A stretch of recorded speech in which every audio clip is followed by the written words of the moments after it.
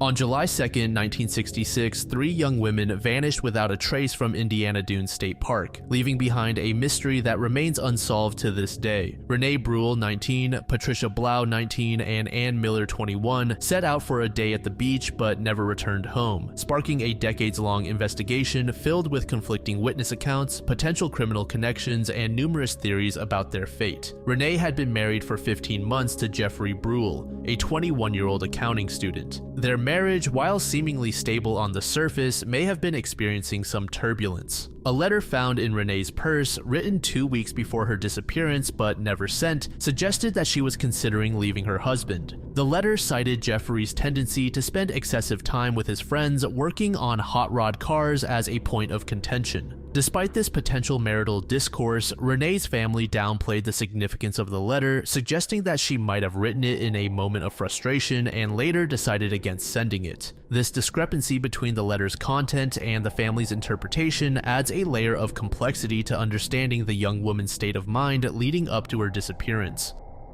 Around the same time, Renee had completed a 1-year course in medical technology at a school located in the Loop area of Chicago after graduating from Proviso West High School in Maywood, Illinois. Patricia, also 19, was perhaps the most enigmatic of the 3. Her background reveals a young woman with diverse interests and potentially complex personal circumstances. Patricia was a skilled swimmer, capable of covering distances of 20 to 30 miles. This ability will become important later on. She had worked as a secretary at Sears, Roebuck & Company for 6 months before taking a similar position at Commonwealth Edison. Patricia's true passion, however, lay in equestrianism. She owned a thoroughbred horse named Hank, which had won a race in Winnipeg, Manitoba, Canada just 2 weeks before her disappearance. Intriguingly, Hank won another race on the very weekend the women vanished, with prize money of $900 that was never collected. Patricia's involvement in the horse world extended beyond mere hobby status. She had connections to individuals with criminal backgrounds in the horse market, including her former boyfriend, John Paul Jones, an ex-convict and rodeo cowboy living in California at the time of her disappearance. While Jones maintained his innocence and was never proven to be involved in the disappearances, these associations hint at a potentially darker side to Patricia's life. Adding to the complexity of Patricia's background, her friends reported that she had suffered a facial injury, possibly from a punch, in March 1966, just 4 months before she vanished. When questioned about this injury, Patricia cryptically mentioned having problems with, quote, horse syndicate people, but did not elaborate further. This incident suggests that she may have been involved in or aware of illicit activities related to the horse racing world. Her personal life was equally complicated. According to her sister Janice, Patricia may have been dating a married man and might have been pregnant at the time of her disappearance. This information, if true, adds significant context to Patricia's state of mind and potential motivations in the days leading up to July 2, 1966. Janice also provided insight into the sisters' troubled childhood, describing a home environment devoid of affection.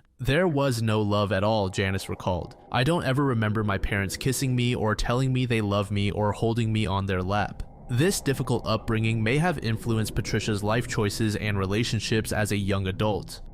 Perhaps most intriguingly, a friend of Patricia's claimed that she had mentioned plans to stage her own disappearance in 1966, stating that she never intended to be found. While this claim must be treated with caution, it opens up the possibility that she may have had premeditated plans to vanish. Ann Miller, at 21, was the oldest of the 3 women. Like Patricia, Ann was an accomplished swimmer, though the exact extent of her abilities is less clearly documented. She owned the 1955 Buick that the women drove to Indiana Dunes State Park on the day of their disappearance. She worked as a horse exerciser at Oak Brook Polo Club. This job not only aligned with her passion for horses, but also placed her in the same social and professional circles as Patricia. It was through their shared interest in horses that Ann and Patricia initially met as they boarded their horses at the same Illinois stable. Anne's personal life, like Patricia's, was complicated. Her friends told authorities that she was approximately 3 months pregnant at the time of her disappearance. Apparently, Anne had mentioned the possibility of entering a home for unwed mothers prior to vanishing. This situation, if true, would have placed significant emotional and social pressure on Anne, given the stigma surrounding unwed mothers in the 1960s.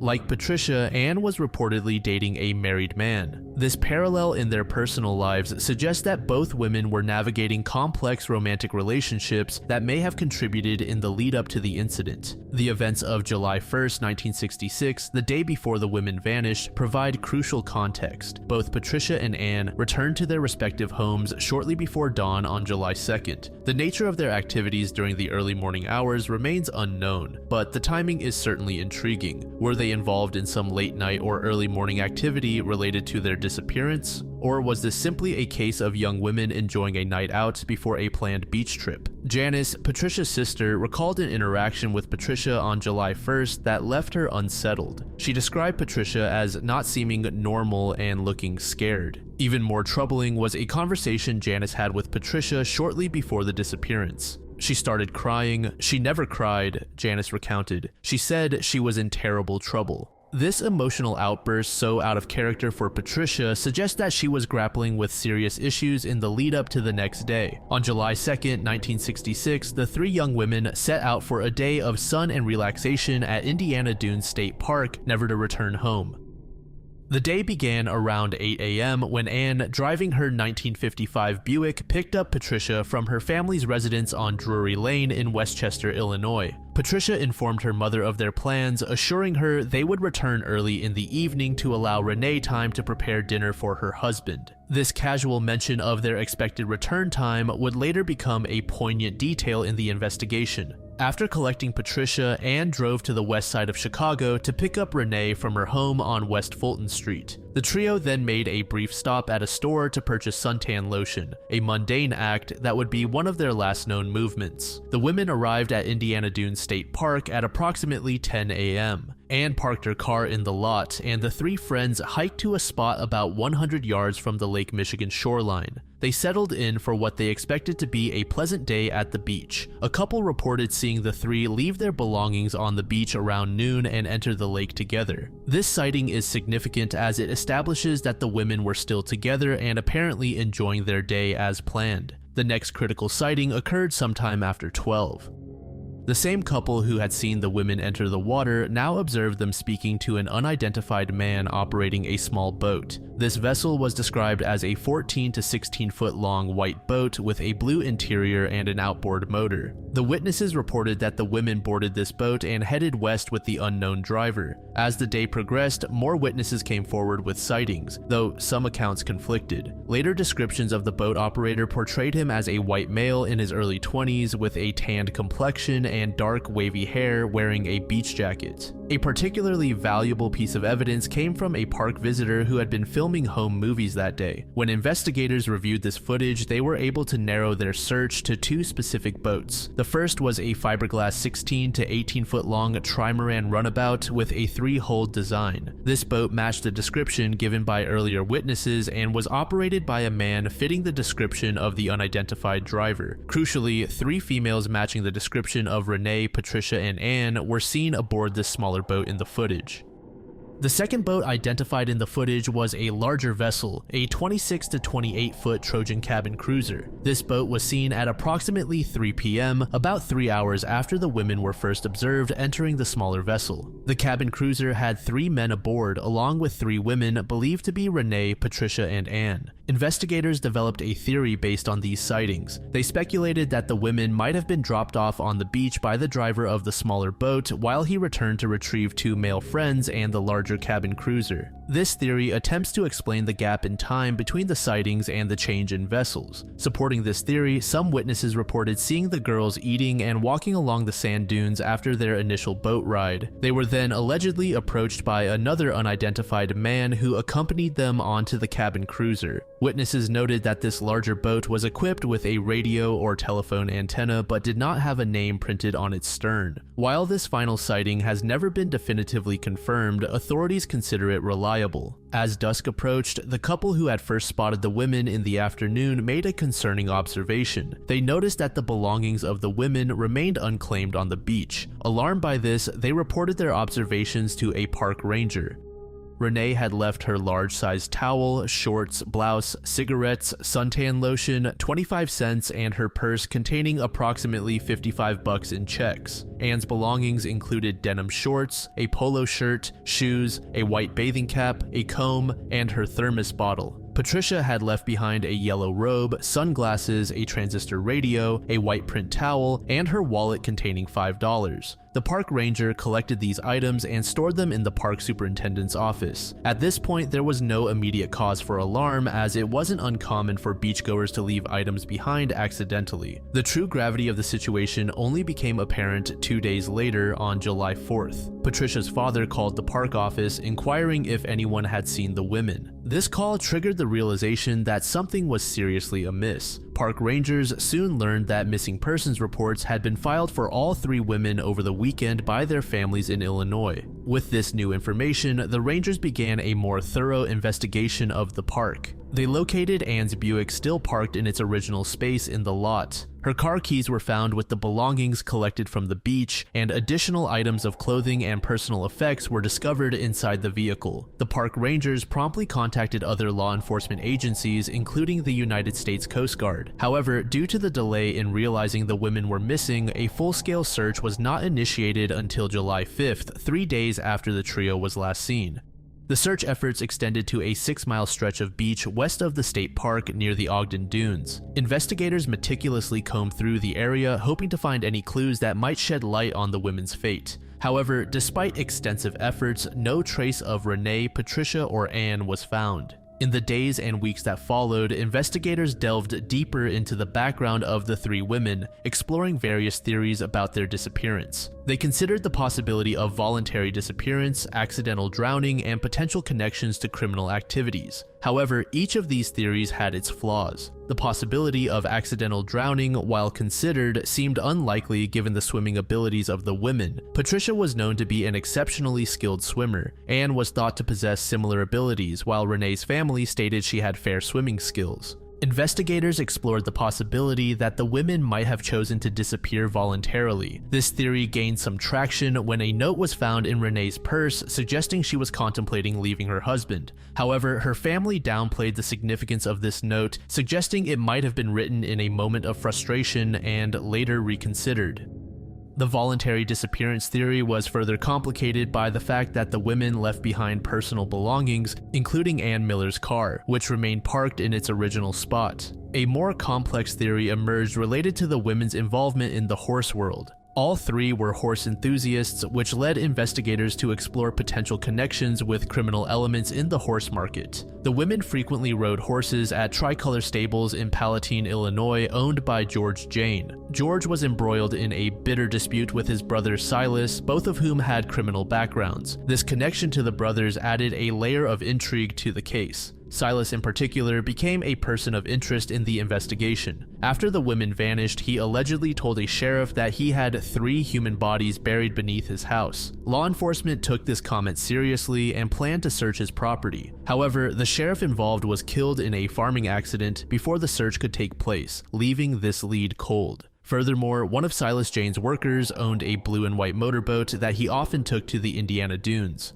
When investigators inquired about this boat, they were informed it had been destroyed by fire. This coincidence raised suspicions but led to no concrete evidence. Another prominent theory suggests that the women's disappearance might be linked to illegal abortions. This theory was primarily fueled by Anne and Patricia being pregnant and involved with married men. Furthermore, Ralph Largo Jr., who resembled the description of the boat driver seen with the women, lived with relatives in Gary, Indiana, who allegedly performed illegal abortions. Investigators speculated that the women might have gone with Largo to a larger boat several miles offshore for the procedures. If complications arose during these illegal abortions, it could have led to the women's deaths and the disposal of their bodies in Lake Michigan. Michigan. This theory gained traction due to the presence of runners who would find women in need of abortions in taverns and other places. However, this leaves the involvement of Renee up for speculation. Some investigators explored the possibility that the women might have witnessed a crime, specifically the planting of a car bomb that killed Cheryl Ann Rudy at Tricolor Stables in June 1965, 1 year before their disappearance. This theory suggests that the women might have been eliminated to prevent them from testifying about what they had seen. These are just a few theories that are often brought up. There are also talks about potential gambling debts, abduction, boating accident, and more.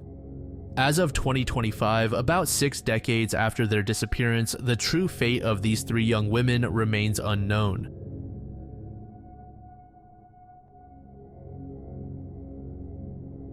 The tragic murder of Eva Roy in 1918 is a sad case that occurred in the small community of Burke, Virginia. Burke was a rural farming community that had begun to see growth and development in the late 19th and early 20th centuries. The arrival of the Orange and Alexandria Railroad in 1848 had established Burke Station as a notable stop, connecting the area to larger urban centers and facilitating trade. This railway would play a significant role in Burke's development and in the investigation of the girl's murder. Peter Roy, the girl's father, was a Danish immigrant who had moved to Fairfax County from Minnesota in 1912. He purchased 2 parcels of land near the intersection of Old Keene Mill Road and Sidenstricker Road, totaling 180 acres. This property allowed Roy to establish himself as a prosperous farmer in the area. As a widower, Peter lived with his eldest daughter Caroline, her husband William K. German, and his younger daughter Ava. The Roy family quickly integrated into the Burke community. Peter became an active member of the Lee Chapel Methodist Church, occasionally preaching there. This church, constructed in 1871 and named in honor of General Robert E. Lee, served as a central hub for community activities in Burke.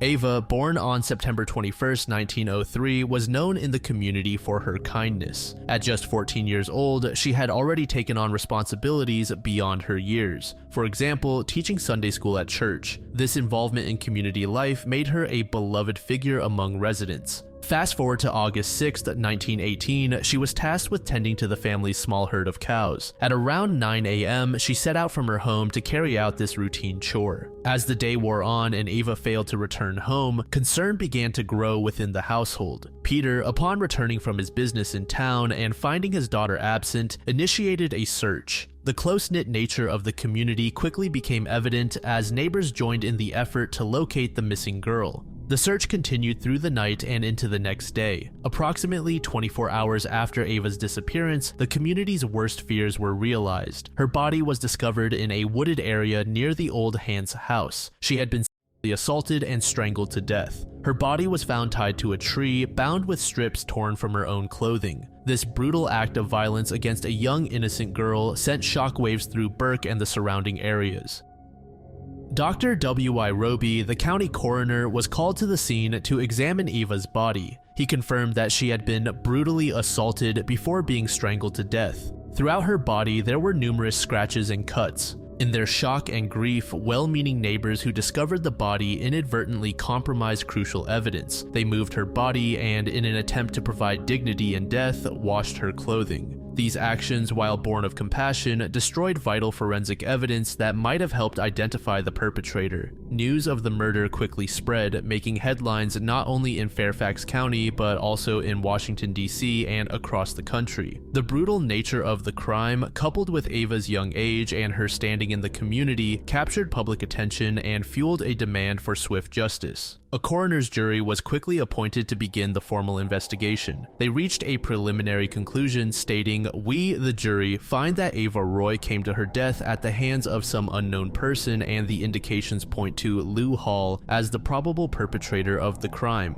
Lou Hall, a 33-year-old woodcutter who lived about half a mile from the crime scene, became the first suspect in the case. He had been seen in the woods near the time of the disappearance, which initially cast suspicion on him. However, the case proved to be far from straightforward. As the investigation progressed, several other suspects emerged, each seeming to offer a potential solution to the crime, only to be later eliminated.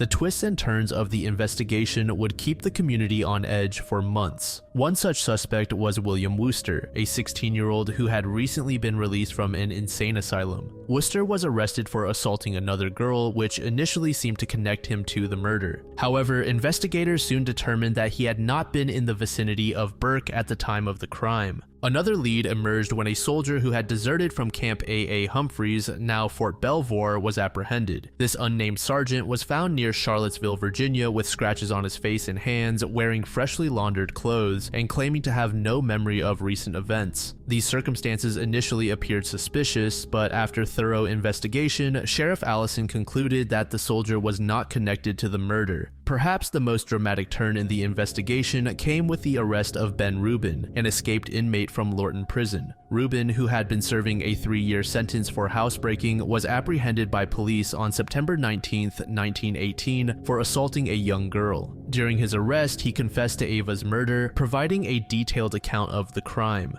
According to the confession, he encountered the girl while she was tending to her father's cows. He claimed to have asked her for food and, during their conversation, revealed that he was an ex-convict. He stated that when Eva threatened to report him, he became agitated and choked her. This confession seemed to offer closure to the case, but doubts soon emerged. The Washington authorities were skeptical of the story, and Virginia investigators who interviewed him concluded that he was not responsible for the murder. Despite these doubts, extradition papers were filed, and on September 26th, Rubin was escorted to the crime scene by a group including Sheriff Allison, Commonwealth Attorney C. Vernon Ford, and Assistant Commonwealth Attorney Wilson M. Farr. During this visit to the crime scene, Rubin's story began to unravel. He was unable to locate the site of the attack or the tree where Eva's body had been found. In the presence of Eva's father, Rubin recanted his confession. The true motive for his false confession was revealed weeks later when, on October 6th, he escaped from the Fairfax jail. After his recapture 2 days later, Rubin admitted that he had fabricated the confession in hopes of being transferred to Fairfax, where he believed escape would be easier. On November 18, 1918, Rubin was tried and acquitted for the murder. The Fairfax County jury was convinced that Rubin had confessed to escape serving his term in the district reformatory. After his brief trial, he was returned to the reformatory at Lorton. As these leads were pursued and discarded, the investigation circled back to the original suspect, Lou Hall. Hall was eventually brought to trial in Fairfax County Court. Hall's first trial resulted in a hung jury, with 9 votes for guilty and 3 for innocent. This outcome necessitated a second trial, which ultimately resulted in a clear verdict of not guilty. Despite his acquittal, suspicion continued to linger around Hall in the community, a testament to the impact the crime had on the collective psyche of Burke's residents. The failure to convict anyone for Eva's murder left a deep scar on the community. Peter Roy, who had lost his youngest daughter in such a brutal manner, lived with this unresolved tragedy for the rest of his life. He died on January 22, 1938, and was interred in Lee Chapel Cemetery next to Eva. In the years following her murder, the tragic story became deeply ingrained in local folklore. Over time, it evolved into a ghost story, with many locals claiming that Eva's spirit still haunts the woods near Lee Chapel Road.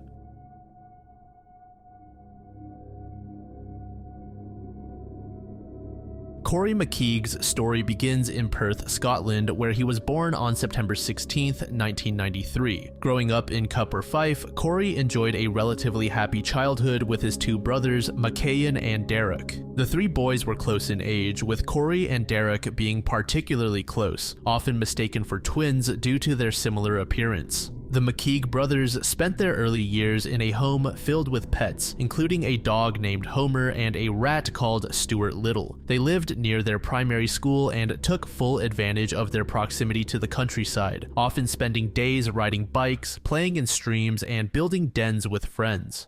However, this idyllic childhood was disrupted when Corrie's parents, Nicola and Martin, divorced. The family split apart, with Corrie, his brothers, and their mother relocating to Dunfermline, about 30 miles away from their original home. This move occurred when Corrie was around 9 years old and had a profound impact on him. The divorce affected all 3 boys, but Corrie seemed to struggle the most with the change. His grandmother noted that he, quote, couldn't handle it, and appeared to need more support than his brothers. He began to exhibit manipulative behavior, possibly as a coping mechanism for the upheaval in his life. Academically, Corrie faced challenges. His dyslexia was not diagnosed promptly, which contributed to his difficulties in school. As a result, he left school at the age of 16 with few qualifications. A pivotal moment in his life occurred during the summer following his departure from school. In early August, he attended a friend's birthday party in Springfield. The party got out of hand, leading to police involvement. The group decided to continue the celebration in nearby woods to avoid disturbing others.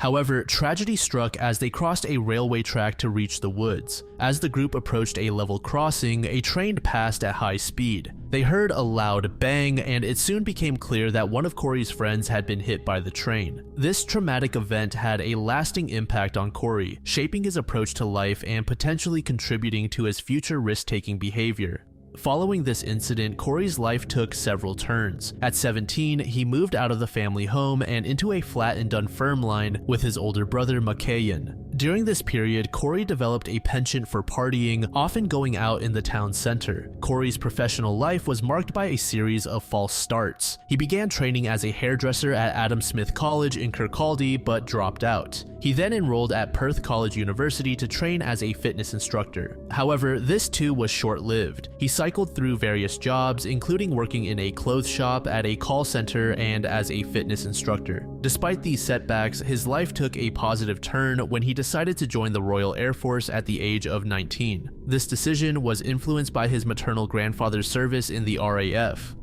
Initially, Corrie struggled with the discipline and structure of military life, and at one point, the RAF threatened to discharge him. However, with encouragement from his father, Corrie persevered and completed his training. Corrie's passing out ceremony from training was a significant moment for the family. For the first time in years, both of his parents were present to celebrate his success. This event seemed to mark a turning point in Corrie's life, with his family believing he had finally found his path. After completing his training, Corrie was stationed at RAF Huntington as part of No. 2 Squadron RAF Regiment. He served as a senior aircraftman gunner and medic on the squadron. His role in the RAF appeared to provide the structure and purpose that had been lacking in his earlier years. On September 23, 2016, the now 23-year-old gunner went out for a night of drinking with friends in Bury St. Edmunds, Suffolk. He had driven into town, planning to leave his car overnight. As the night progressed, Corrie became separated from his friends. At some point, he was asked to leave the Flex nightclub on St. Andrew Street South due to his level of intoxication. However, the doorman noted that despite being drunk, Corrie was no trouble. Between 1:15 a.m. and 1:30 a.m. on September 24th, Corrie was seen at Mamma Mia's takeaway restaurant. This sighting was captured on CCTV, providing investigators with a timeline of his movements. The last confirmed sighting of the man occurred at 3:25 a.m. CCTV footage showed him entering an area known as the Horseshoe on Brentgoval Street. This area contained several commercial waste bins, a detail that would become crucial in the investigation. It's important to note that Corrie was described as being significantly under the influence of alcohol on the night he went missing. This state of intoxication likely impaired his judgment and decision-making abilities. Prior to his final sighting, Corrie was observed sleeping in a shop doorway for about an hour. This behavior, while concerning, was not entirely out of character for him. The inquest into his disappearance revealed that Corrie had a history of sleeping in unusual places when drunk, including under bin bags, which he would use like a blanket. The disappearance was not immediately noticed. He was not reported missing until September 26th, 2 days after he was last seen, when he failed to report for duty at RAF Huntington. Given his status as an active serviceman, the case was immediately classified as high risk, prompting a swift and comprehensive response from law enforcement. The investigation began with a thorough examination of McKeague's last known movements. As the search intensified, Suffolk Lowland Search and Rescue Team was brought in to assist police in the search effort. One of the earliest and most significant developments in the case was the tracking of McKeague's Nokia Lumia mobile phone. Data showed that the phone had moved from Bury St. Edmunds to Barton Mills, approximately 12 miles northwest. The journey took 28 minutes, indicating that it was not carried on foot. This information led investigators to focus on the possibility that McKeague had somehow left the area in a vehicle. In response to this lead, police seized a bin lorry that was believed to have contained McKeague's mobile phone. However, this line of inquiry initially seemed to hit a dead end when it was reported that the lorry had carried a load of only 15 kilograms, which appeared to rule out the possibility of it containing McKeague, who weighed around 90 kilograms. As the investigation progressed, police explored various theories and possibilities. Chief Superintendent Marina Erickson, who became the senior investigating officer on the case in 2017, outlined 4 main theories that the police considered. The first being, McKeague had tried to walk back to his base at RAF Huntington and had come to harm. 2. He had been victim to a violent crime. 3. There had been a suicide or an attempt at self-harm. And 4. McKeague had climbed into a bin which was then emptied into a waste lorry. The landfill searches became a central focus of the investigation into Corrie McKeague's disappearance. The decision to search the Milton landfill site in Cambridgeshire was based on the growing belief that McKeague may have climbed into a bin and been subsequently transported to the landfill. In February 2017, Suffolk police initiated the first landfill search at Milton. The initial search was planned to cover an area of 920 square meters to a depth of over 7 meters. Police estimated that this search would take about 10 weeks to complete. However, as the investigation progressed, it became clear that the search would be more extensive and time-consuming than initially anticipated. By May 2017, the search had already cost police £1 million, making it one of the most expensive missing person inquiries the force had ever undertaken. The scale of the operation was unprecedented, with officers sifting through thousands of tons of waste in challenging conditions. As the search continued, police reported finding, quote, items from the right time and place of McKeague's disappearance. This discovery bolstered their belief that they were searching in the correct location. By June 5th, 2017, approximately 4,000 tons of waste had been meticulously examined. Despite the enormous effort, the first phase of the landfill search concluded on July 21st, 2017. Without finding any trace of Corrie. Over the course of 20 weeks, police had sifted through more than 6,500 tons of waste. Detective Superintendent Katie Elliott described the failure to find Corrie as bitterly disappointing. The conclusion of this initial search phase did not mark the end of the landfill investigation. In October 2017, a second search was initiated, focusing on an area adjacent to the previous search site. This decision was based on further analysis of the waste disposal process and the potential spread of materials within the landfill. Throughout the landfill searches, several theories emerged and evolved regarding McKeague's disappearance. The primary hypothesis remained that McKeague had climbed into a bin, possibly to sleep, and was then unknowingly collected by a waste lorry. This theory was supported by information that McKeague had previously slept in bins and was known to be a heavy sleeper when intoxicated. However, this theory was not without controversy. McKeague's family, particularly his mother, expressed doubts about this scenario. They argued that McKeague was proud of his appearance and, if necessary, could have slept in his car, which was parked nearby. If you recall, I mentioned that the waste vehicle was said to have been carrying 15 kilograms, making it seem unlikely that McKeague was inside. However, in a dramatic turn of events in March 2017, police revealed that an error had been made in the calculations of the bin lorry's weight. The corrected figure showed that the lorry's load was actually close to 100 kilograms, aligning with the possibility that it could have contained McKeague. This revelation reinvigorated the landfill search efforts and seemed to corroborate the theory that McKeague had indeed been transported to the landfill site. The landfill searches also uncovered other items of interest, though none directly related to McKeague. In April 2017, a human skull was discovered at the site. However, forensic analysis determined that it belonged to a woman and dated back to before 1945, ruling out any connection to the McKeague case. As the search continued without success, alternative theories were explored. Some speculated about the possibility of third-party involvement in McKeague's disappearance. The proximity of the case to an attempted kidnapping of a serviceman at RAF Marham in July 2016 led to some drawing parallels, although investigators did not publicly pursue this angle. The decision to end the landfill search in July 2017 was met with criticism from McKeague's family and some members of the public. Nicola Urquhart sought an injunction to prevent the area where McKeague's remains were believed to be from being disturbed. In August 2017, the investigation took another turn as police began sifting sifting through incinerated material that had been transferred from the landfill site to an incinerator at Great Blackenham near Ipswich. This development expanded the search area and introduced the possibility that McKeague's remains might have been inadvertently incinerated. The landfill searches also brought attention to broader issues of waste management and public safety. The possibility that someone could climb into a bin and be unknowingly transported to a landfill site raised questions about current practices and potential risks. As the investigation progressed, the emotional toll on McKeague's family became increasingly apparent. In September 2017, 1 year after McKeague's disappearance, his mother Nicola and other family members retraced his last known movements in Bury St. Edmunds. The extensive landfill searches and evolving theories surrounding McKeague's disappearance captured public attention and sparked numerous discussions and speculations. Some individuals developed alternative theories, leading McKeague's father, Martin, to criticize conspiracy theorists who he believed had misled people about the case.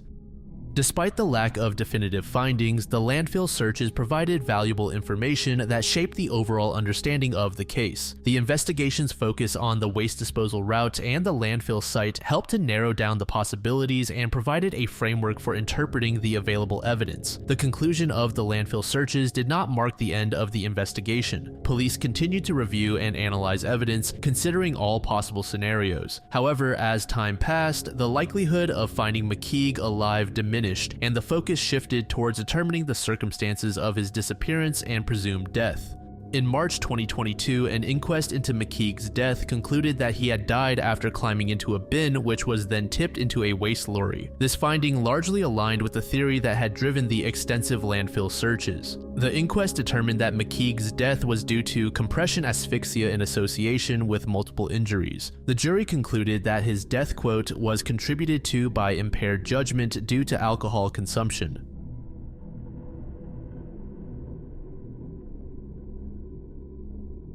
On January 4th, 2001, the suburb of Woodinville, Washington, became the scene of a brutal unsolved murder.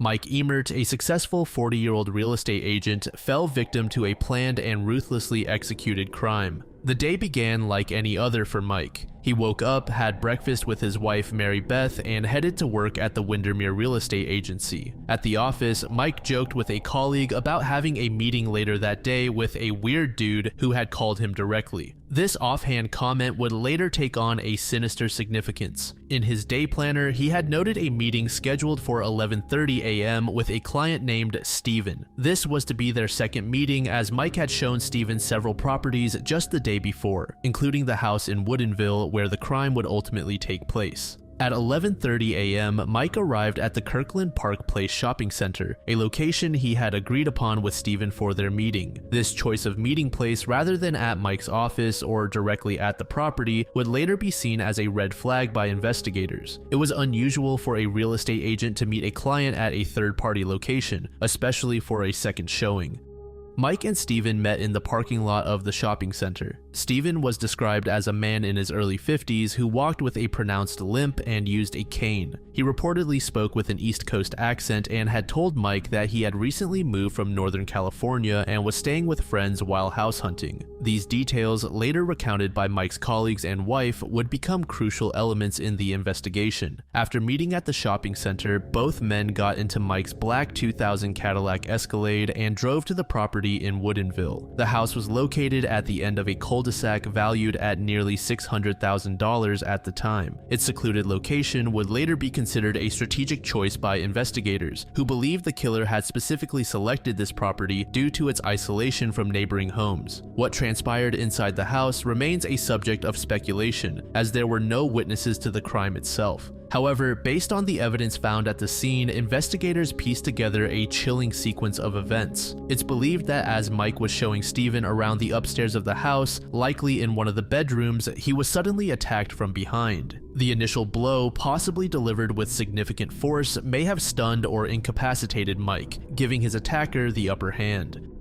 What followed was a brutal and prolonged assault. The autopsy would later reveal that Mike had been stabbed 19 times. The weapon used was determined to be a long knife with a non-serrated blade, though some investigators speculated it could have been a sword concealed within Stephen's cane. This theory arose from the difficulty in reconciling the brutality of the attack with the image of a man who appeared to need a cane for mobility. In addition to the stab wounds, Mike had also been severely beaten. The combination of blunt force trauma and multiple stab wounds suggested a frenzied and violent attack, one that seemed at odds with the apparently frail appearance of the suspect. After the fatal assault, the killer dragged Mike's body from the bedroom to the upstairs bathroom, a distance of about 18 feet. This act of moving a 185-pound man further challenged the notion that the attacker was truly as infirm as he had appeared. In a move to eliminate evidence, the killer turned on both the shower and the sink faucets in the bathroom. This was likely an attempt to wash away any trace evidence such as hair, fibers, or DNA that might have been left behind during the struggle. At 12:40 p.m., just over an hour after Mike and Stephen were supposed to have begun their tour of the house, the homeowner Gail Garland returned home for her lunch break.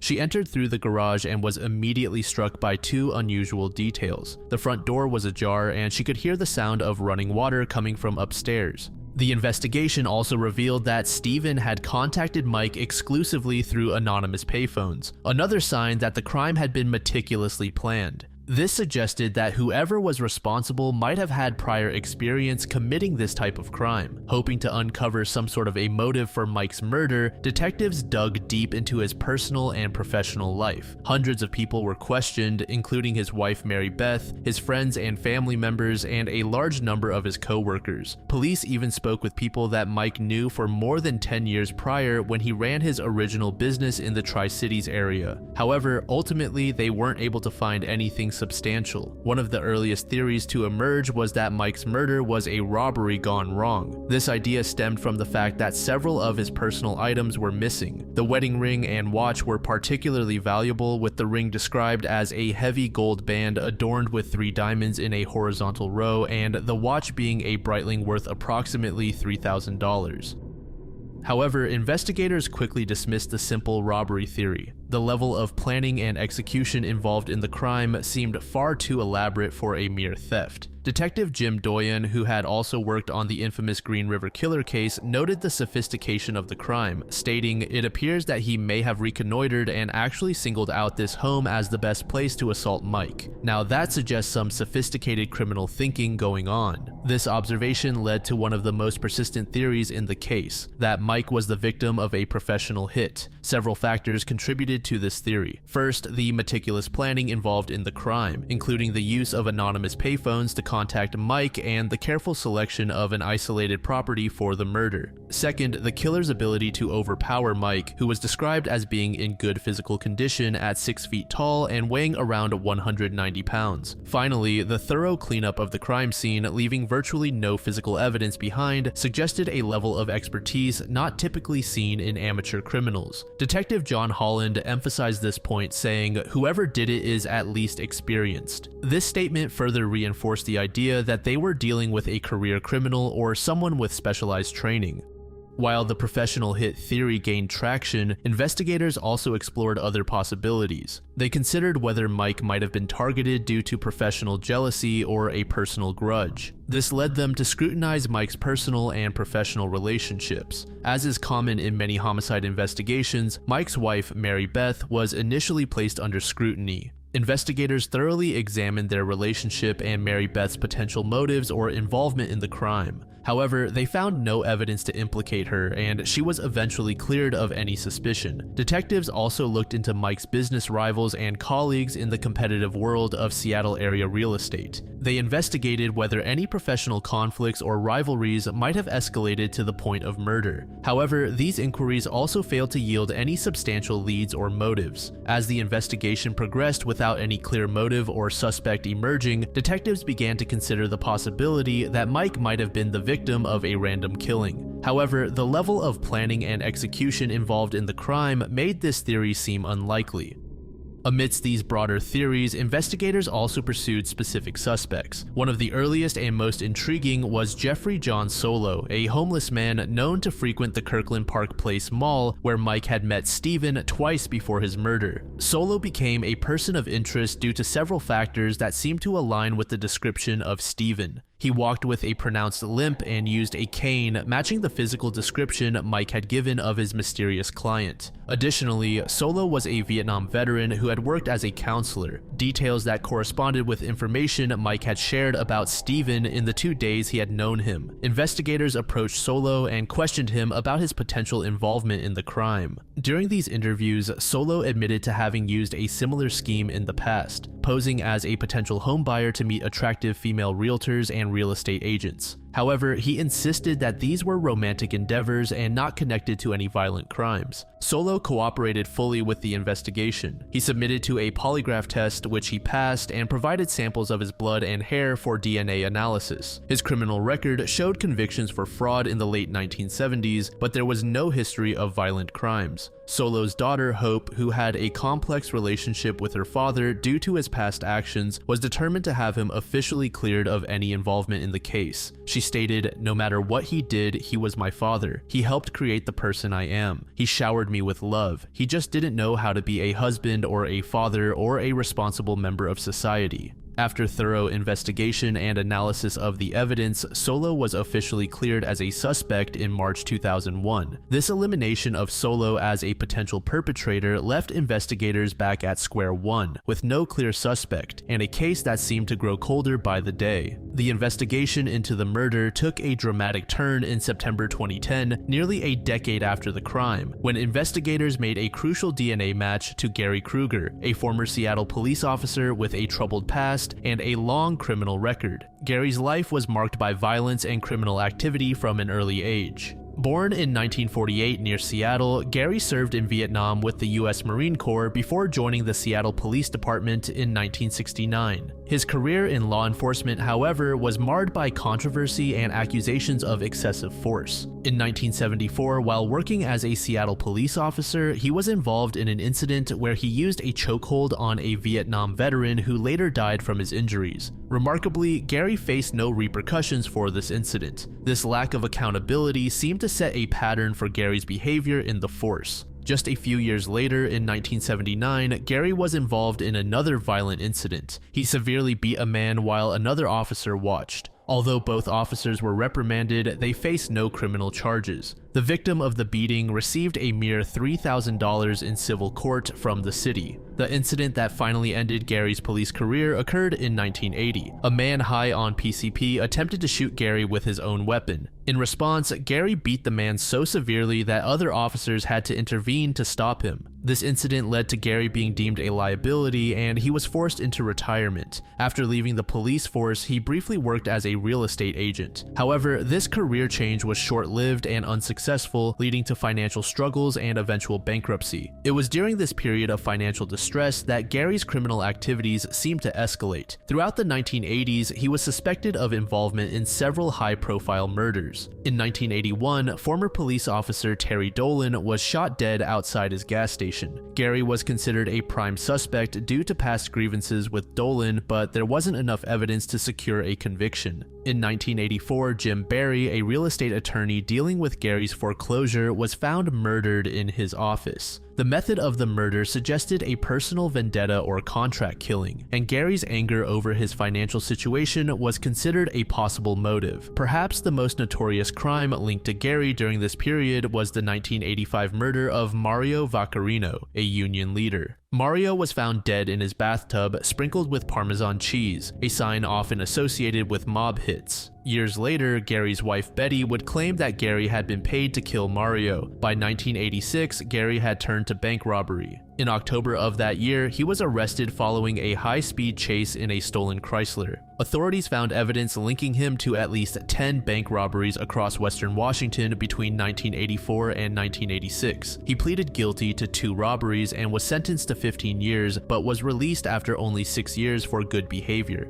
Gary's criminal activities continued after his release. In March 2001, just 2 months after Mike Emert's murder, Gary robbed a bank in Issaquah, Washington. He returned to rob the same bank again 2 months later. This time, he was arrested and convicted, receiving a 70-month sentence due to a PTSD diagnosis. It was during this period of incarceration that the wheels were set in motion for the eventual breakthrough in the case. In 2004, Gary was released early from prison on the condition that he submit his DNA to federal authorities. In 2007, federal parole officers collected Gary's DNA sample, which was then sent to the FBI. However, due to a significant backlog at the FBI laboratory, Gary's DNA sample languished untested for years. It wasn't until July 2010 that the FBI finally ran his DNA and submitted it to the National DNA Index System. The delay in processing Gary's DNA had significant consequences. In March 2010, just months before his DNA was finally tested, Gary drowned in Lake Washington while fleeing from a failed home invasion attempt. His death came before investigators could question him about his potential involvement in Mike's murder or any of the other crimes he was suspected of committing. When the DNA results finally came back in September 2010, they provided a match to forensic evidence found inside Mike's Cadillac. This crucial piece of evidence linked Gary directly to the scene of the murder 9 years after the crime had been committed. Investigators began to explore various theories. One possibility was that Gary had been hired as a professional hitman to kill Mike. This theory gained traction as detectives uncovered evidence linking Gary to other unsolved murders from the 1980s. The similarities between these cases were striking. In each instance, the victim was left in a bathtub with running water, their car was driven away from the crime scene and dumped in a public parking lot, and personal items were placed in separate locations. These common elements suggested a pattern that pointed to Gary as a possible serial killer or professional hitman. However, despite the DNA evidence and the similarities to other cases, investigators were still unable to establish a clear motive for Mike's murder. They could find no direct connection between Gary and Mike, nor could they determine why Mike would have been targeted. The breakthrough in the case brought mixed emotions for Mike Emert's widow, Mary Beth. While she was relieved that a major suspect had finally been identified, she was also frustrated by the delays in processing the DNA evidence. In an interview with KIRO News, she expressed her anger at the system's failure. "It makes my blood boil, absolutely makes my blood boil," she said, adding that she felt she had been denied justice because the DNA match came after Gary's death.